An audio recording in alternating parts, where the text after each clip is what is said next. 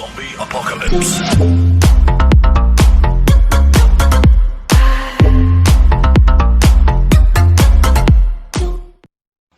Assalamualaikum warahmatullahi wabarakatuh. Halo semuanya, perkenalkan nama saya Arvel Hafilah dari jurusan Ilmu Perpustakaan offering KA. NIM saya 202146068848. Tujuan saya membuat video ini adalah untuk memenuhi kebutuhan tugas ujian tengah semester mata kuliah pengantar teknologi dan informasi. Untuk itu, selamat menyaksikan. Di sini saya akan menjelaskan tentang cara menginstal Linux atau lebih tepatnya Ubuntu menggunakan virtual machine seperti VMware, VirtualBox ataupun virtual PC. Kali ini saya akan menggunakan VirtualBox. Langkah yang pertama sebelum melakukan penginstalan atau masuk ke aplikasi yang harus disiapkan adalah VirtualBox itu sendiri, kemudian file Linux Ubuntu yang sudah di-download. Kemudian ada tambahan satu lagi, yakni mempersiapkan satu folder kosong yang diberi nama Ubuntu. Jika sudah, langsung saja masuk ke VirtualBox-nya. Tampilan pertama akan muncul seperti ini, kemudian kita klik tombolnya yang ada di sini, beri nama Ubuntu atau apapun yang diinginkan. Kemudian di sini pilih folder yang tadi saya sebutkan, yaitu folder kosong yang telah dibuat. Jika sudah, kita select folder, lalu pastikan tipe dan versinya sama dengan tampilan di sini, yaitu Linux dan Ubuntu 64-bit. Jika sudah, lalu klik Next. Nah, untuk memori saya sendiri, diubah ke ukuran 3627.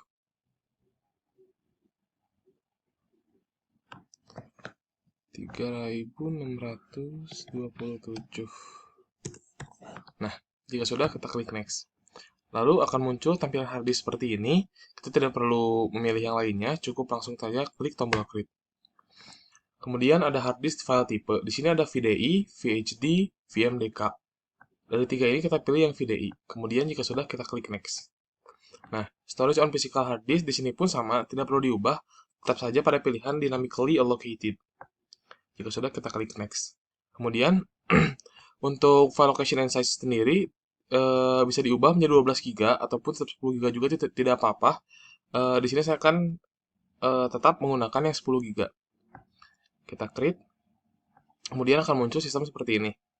Nah, jika sudah seperti ini, kita masuk setting terlebih dahulu sebelum kita masuk ke tombol start. Kita masuk ke display, kemudian di video memorinya, kita pindahkan ke ukuran 128 MB. Setelah itu, kita klik storage.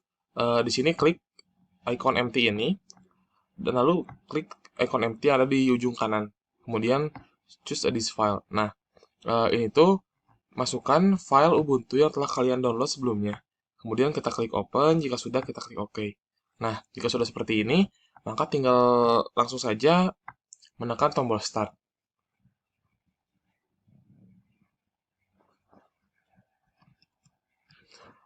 Nah, tampilannya akan seperti ini. Kemudian kita klik lanjutkan start.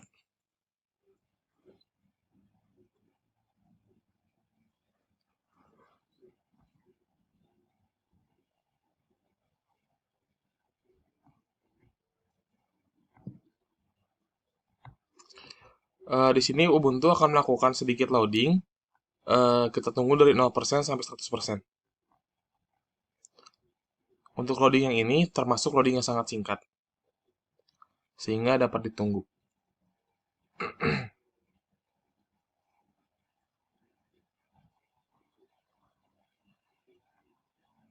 Setelah loading 100%, akan muncul tampilan seperti ini. Ini merupakan tampilan awal dari Ubuntu itu sendiri sebelum kita menginstalnya. Nah, jika sudah muncul pilihan seperti ini, kita klik yang install Ubuntu. Perlu beberapa step untuk diisi di bagian ini. Seperti keyboard layout, di sini kita tidak perlu mengubah apapun, kita cukup klik tombol continue.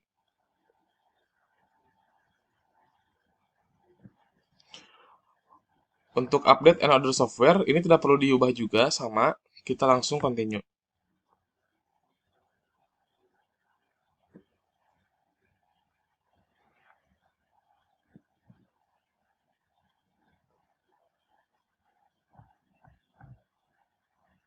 Ada installation type, pada tampilan yang sekarang.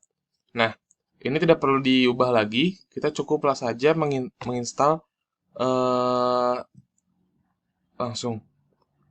Nah, ini pun tidak perlu digubris, kita langsung continue saja.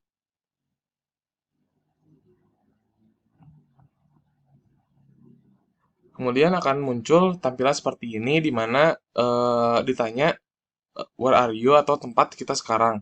Nah, ini otomatis mengisi di Jakarta karena kita berada di region Indonesia. Kemudian kita klik continue lagi sehingga akan ada beberapa kolom yang harus kita isi. Kolom ini mudah sekali diisinya, kita cukup memberikan nama apapun. Di sini saya akan menggunakan nama saya sendiri, Arvel Hafila. Kemudian kita mengisi password apapun yang mudah diingat.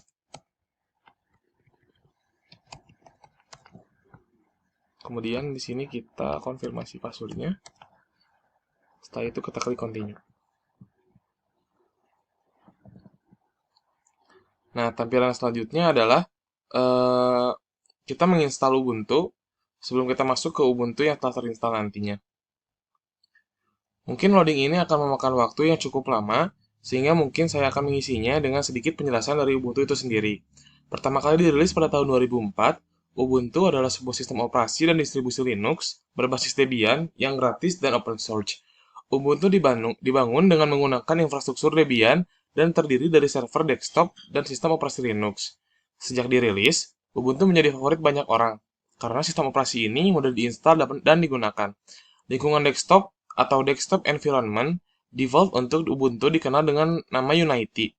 Semua desktop environment yang memiliki tool pencarian yang kuat untuk mencari semua aplikasi dan dokumen Anda.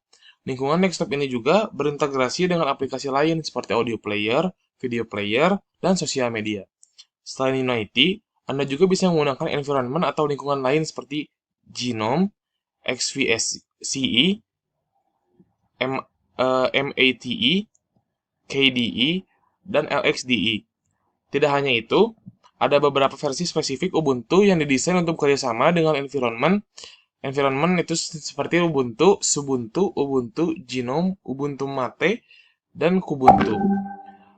Mungkin ada yang bertanya bagaimana mungkin sistem operasi sebagus Ubuntu bisa digunakan secara gratis.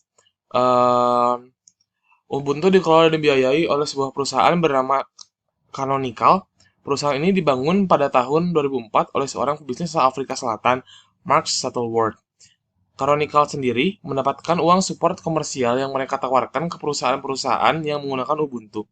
Pemasukan dari support komersial ini kemudian digunakan untuk terus mengembangkan Ubuntu. Canonical juga bergantung jawab dan merilis versi terbaru Ubuntu setiap 6 bulan sekali, mengurus keamanan, serta menghost server untuk komunitas online Ubuntu. Karena Ubuntu bersifat open source, Canonical mendapat support dari para pengguna Ubuntu dalam mengembangkan Ubuntu.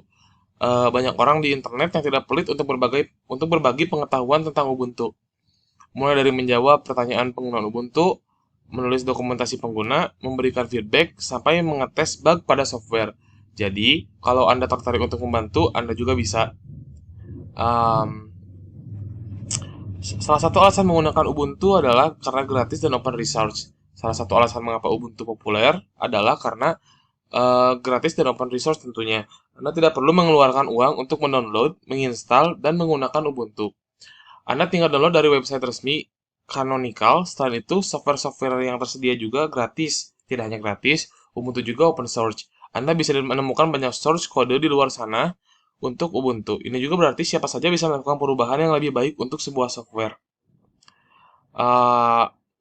Lalu, Ubuntu itu mudah digunakan. Kebanyakan pengguna komputer mengatakan bahwa sistem berbasis Linux agak sulit untuk digunakan dan lebih cocok digunakan oleh developer. Tetapi, Ubuntu Linux adalah salah satu sistem berbasis Linux yang mudah digunakan dan user-friendly. Siapapun bisa menggunakan Ubuntu dan semua orang dengan kemampuan komputer bisa melakukan pengaturan sistem. Mungkin sekian penjelasan dari saya. Selanjutnya, akan saya skip ke tampilan yang berikutnya. Jika loadingnya sudah beres, maka akan muncul tampilan seperti ini. Kemudian kita klik Restart Now.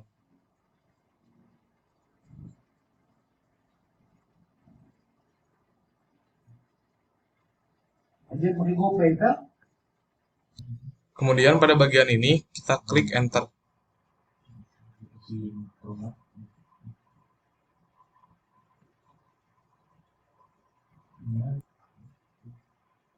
Kemudian akan muncul tampilan seperti ini, lalu kita klik ikon akun yang di tengah. Masukkan password yang telah dimasukkan sebelumnya.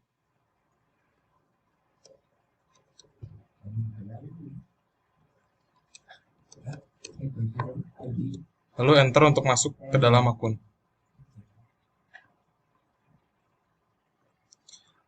Kemudian kita sudah masuk ke dalam Ubuntu itu sendiri. Untuk bagian ini tidak perlu diisi, kita langsung bisa men-skipnya. Untuk ini juga kita bisa next lagi. Untuk privasi juga kita next lagi. Dan sudah, Ubuntu sudah terinstall pada laptop atau PC kalian. Mungkin sekian video yang dapat saya sampaikan, kurang lebihnya mohon dimaklumi. Terima kasih telah menonton video ini. Wassalamualaikum warahmatullahi wabarakatuh.